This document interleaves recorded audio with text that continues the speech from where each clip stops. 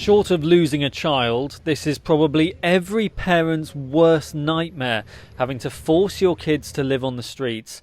We were recently told this story while investigating the impact of the cost of living crisis on homelessness. Jasper Thompson runs a homeless charity. Only last week, a family came to me.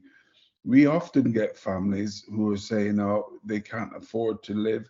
But this actual family was living on Castle Green in a tent with two young children and a mother and a grandmother, because the place where they were living, they couldn't afford the rent.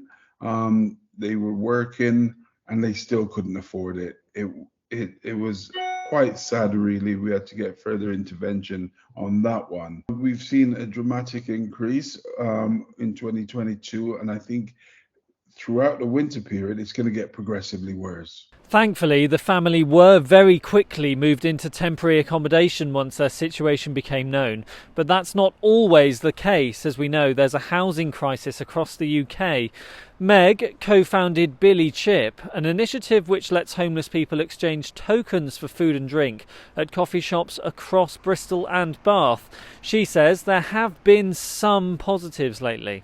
Also noticed that other people have almost kind of become more generous. A lot more people are now a lot closer to that breadline than I think they've ever been before. And so because of that, the level of compassion, we have noticed an increase. As you heard from Jacob, the fear is this could get worse this winter as temperatures drop and prices remain high. The question for government, nationally and locally, is what can and will they do about it?